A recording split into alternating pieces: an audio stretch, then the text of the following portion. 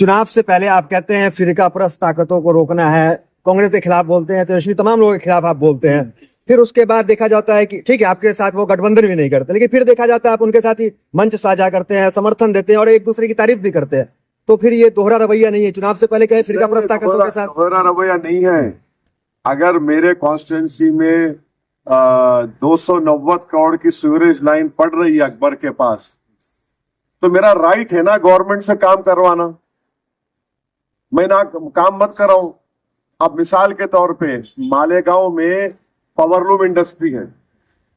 मालेगांव में वो powerloom industry के लोगों को मैंने वादा किया था कि तुमको ले जाकर मिनिस्टर के साथ बिठाऊंगा।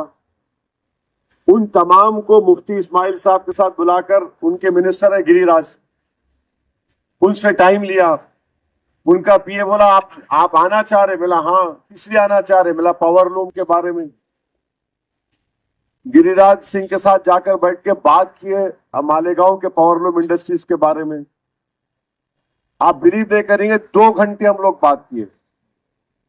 अब हमारे जो दूसरे अल्ट्रा सेक्युलर लोग हैं, देखिए ओवैसी गिरिराज के साथ बैठ गया। अरे नहीं बैठू तो क्या करूं मैं? पावरलूम का मसला है ना।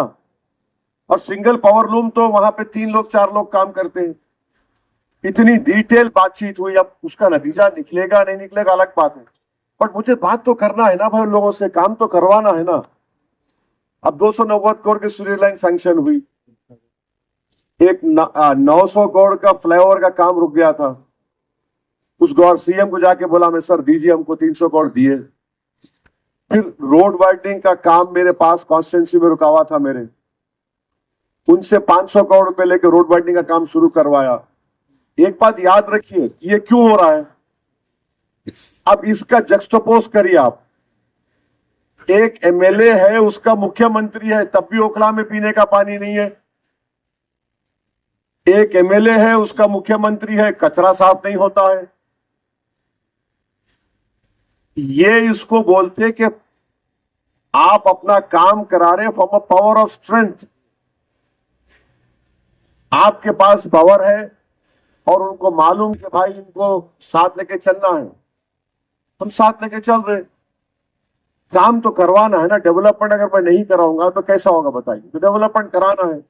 अब जो रूलिंग पार्टी के साथ रह के भी नहीं करवा रहा है, तो फिर more the reason for Shifa to win.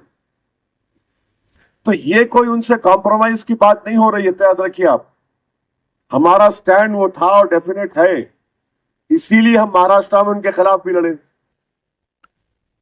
मगर वो डेवलपमेंट तो हमको करवाना है, इसीलिए तो हम जीतते हैं। ऐसा नहीं है कि इतने सालों से जीत रहे हैं तो खाली भाषण पे नहीं जीतते हैं, होगा वो भी एक रीजन, बट जमीन पे तो काम तो करवाना है ना।